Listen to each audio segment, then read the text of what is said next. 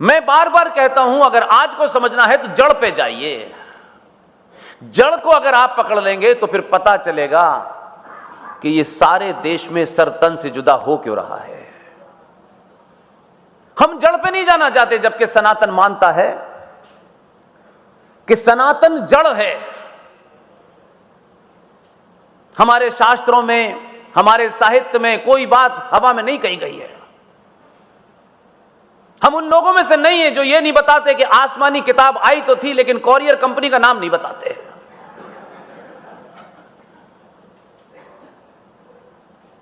हमसे सनातन पे दुनिया की कोई ताकत बहस ही नहीं कर सकती। अगर आज की पीढ़ी से मैं कहूं कि सनातन क्या है, तो आज की पीढ़ी के सामने सनातन का मतलब है साइंस और कुछ नहीं है।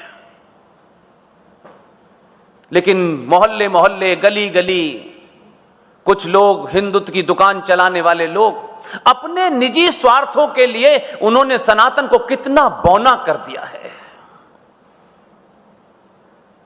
और हम बड़े बड़े लोग बच्चों से कभी ये बात नहीं करेंगे।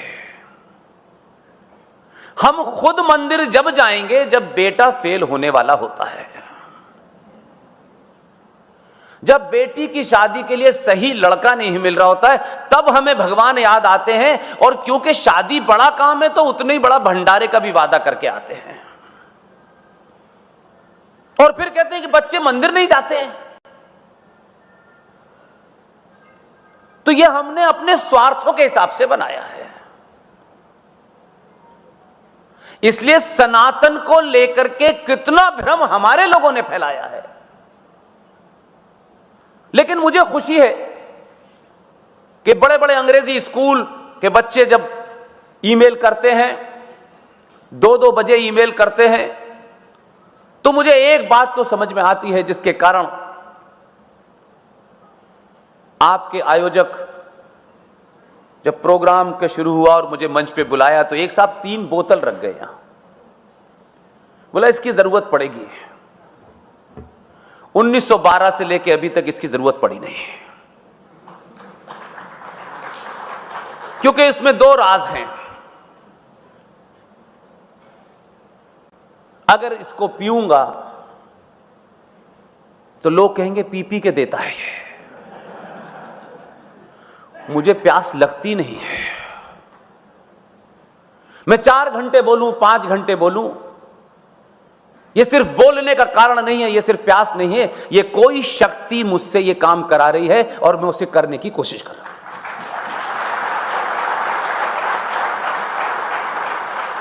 इस कार्य में करने में न भूख लगती है, न प्यास लगती है, न समय का कोई अभाव है, न शरीर का कोई बंधन है।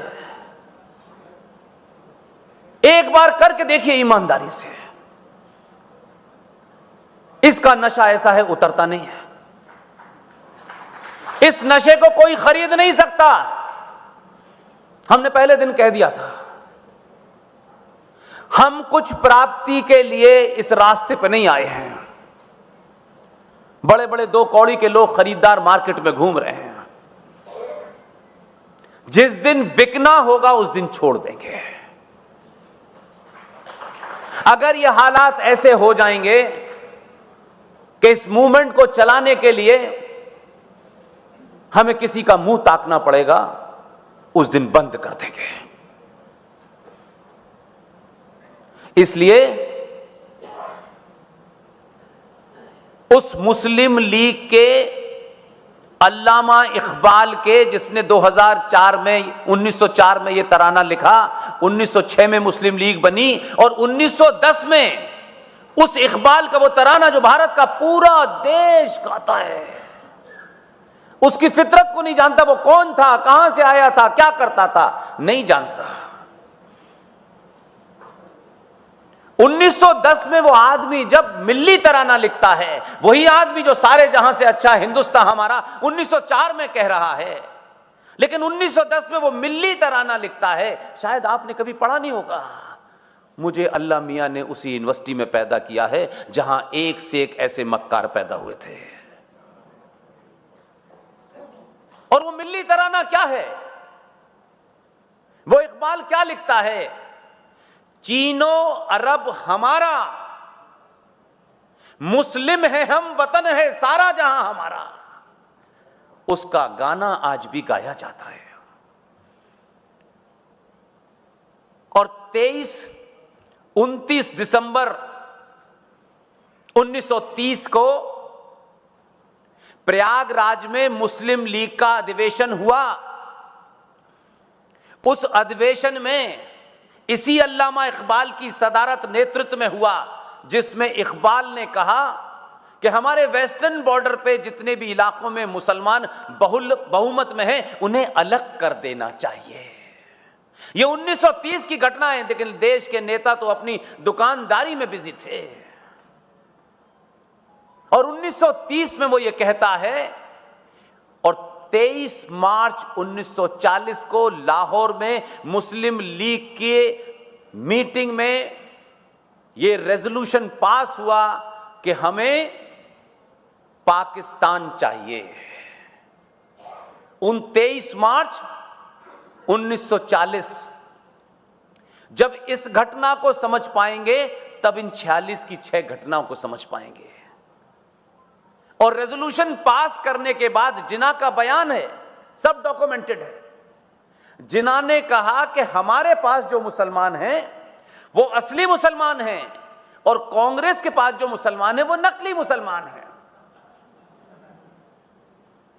लेकिन यहां क्योंकि जिन्ना ने कह दिया था, तो लिहाजा हमको उससे बड़ा साबित करना था। तो 1940 में झारखंड की राजधानी रांची से 125 किलोमीटर दूर एक रामगढ़ नाम की जगह है। उस रामगढ़ में कांग्रेस पार्टी का अधिवेशन हुआ, और उस अधिवेशन में 1888 में एक आदमी मक्का में पैदा हुआ, 1906 में भारत आया, न स्कूल गया, न कॉलेज गया, न कच्ची पहली, न पक्की पहली, न मदरसे में, जिसे भारत राष्ट्र के लोगों ने 10 साल तक पहले शिक्षा मंत्री के रूप में झेला, जिसका नाम है मौलाना अबुल कलाम आजाद। कांग्रेस पार्टी ने जिन्ना के उस जुमले के विपरीत 40 के अंदर मौलाना आजाद को कांग्रेस पार्टी का अध्यक्ष बनाया। इस घटना के बाद जब आप 46 की 6 घटना सुनेंगे तो आपको एक एक चीज क्रिस्टल क्लियर हो जाएगी। जनवरी में मैंने बताया कि जैसे ही कांग्रेस पार्टी चुनाव जीत गई, इमीडिएटली मार्च में क्लेमेंट एटली का एक बयान है जो 3 मूर्ति के दस्तावेजों के अंदर अवेलेबल है। उन्होंने फौरन कहा कि हम शीघ्र ही सत्ता का हस्तांतरण करने वाले हैं, और उनके इस कहने के बाद ही वो ये बात मार्च में कह रहे हैं। जैसे ही वहां से ये स्टेटमेंट आता है, इमीडिएटली कांग्रेस पार्टी कांग्रेस के नए अध्यक्ष के चुनाव की घोषणा करती है 20 अप्रैल को। और ताज्जुब यह है कि जब चुनाव की घोषणा करती है तो कांग्रेस पार्टी में कैसे महान लोग रहे होंगे, शायद उनके हम नाम नहीं जानते हैं। और उस कांग्रेस पार्टी और इस कांग्रेस पार्टी I.in.D. फलाना डॉट जो चल रहा है, इस ये नहीं थी। उस कांग्रेस में भी ऐसे लोग थे कि आपको ताज्जुब होगा कि जब नए अध्यक्ष के चुनाव के लिए 20 अप्रैल को जब घोषणा हुई तो कांग्रेस पार्टी ने फूल वाले चचा को अपना कैंडिडेट ही नहीं बनाया। हमें यह नहीं बताया गया आज तक, वो कैंडिडेट ही नहीं थे। लेकिन यहां सिर्फ जिक्र जब आता है तो गुजरात के लोगों से शिकायत थी मेरी 20 साल पहले, अब नहीं है। अब नहीं। मैं तो सार्वजनिक मंचों से कहता हूं कि गुजराती दुनिया के पहले बिजनेसमैन हैं कि अगर इन्हें पता चल जाए कि पिछला सौदा गलत हुआ था तो उसको फौरन सुधार लेते हैं।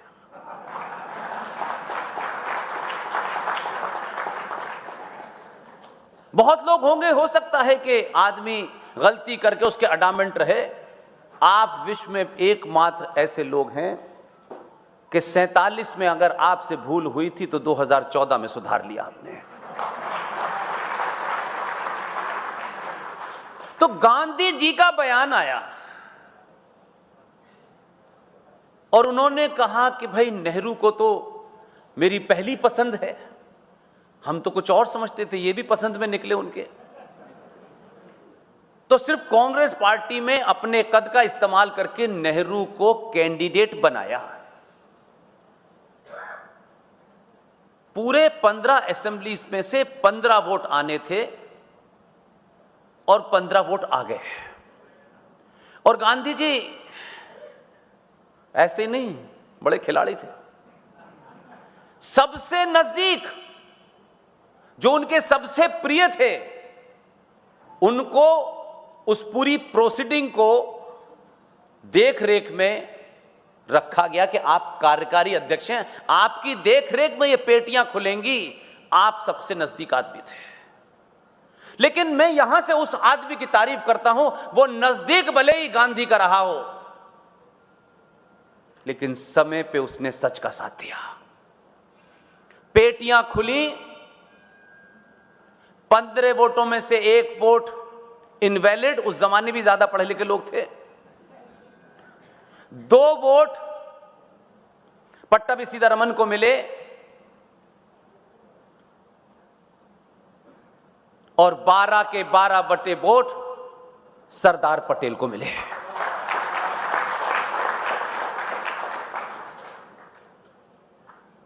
अब सरदार पटेल को मिले। अब यहां से कहानी समझ में आएगी आपको कि वो जो मैंने कहा कि क्लेमेंट एटली का मैसेज किसके पास आया था, है तो सार्वजनिक कि हम जल्दी सत्ता का हस्तांतरण करने वाले हैं, तो यकायक जल्दी जल्दी अध्यक्ष बदलो, अपने इसको बैठाओ।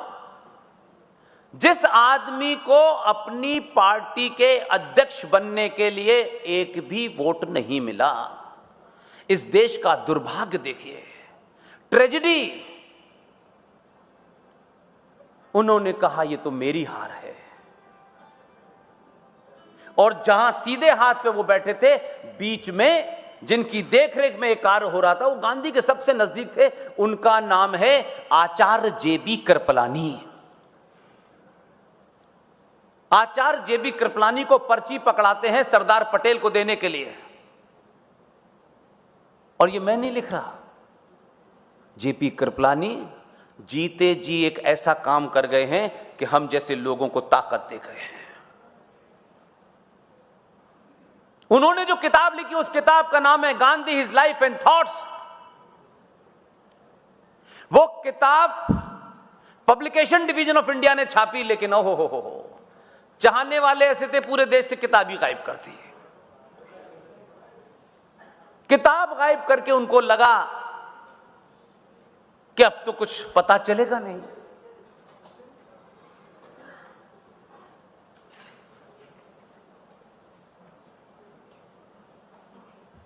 क्या हुआ?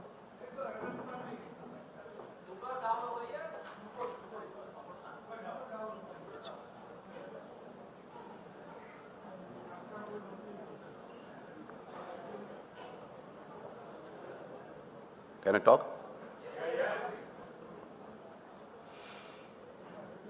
अब उनकी वो किताब मार्केट में नहीं है क्योंकि सरकार ने छापी थी।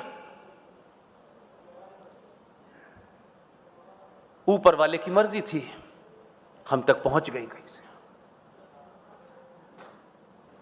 आप सोचिए कि उन्होंने सरदार पटेल को चिट लिख के कहा कि तुम विड्रॉ कर लो, और उसके पेज नंबर 248, 249, 250 पे यह घटना लिखी हुई है जो आदमी प्रत्यक्ष गवाह था और गांधी का सबसे क्लोजेस्ट था। सरदार पटेल ने उस पर्ची को रख दिया और थोड़ा नाराजगी प्रकट की। दूसरी पर्ची पकड़ाई, पराकाष्ठा है बेहयाई की यार। बड़े लोगों के दौर में अगर आंखों से यह पता चल जाए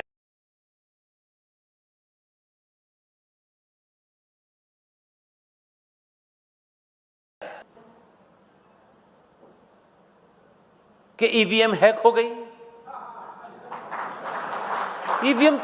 ईवीएम तो भारत की आजादी की जड़ में ही हैक हो गई थी, खुल्लम खुल्ला हुई थी।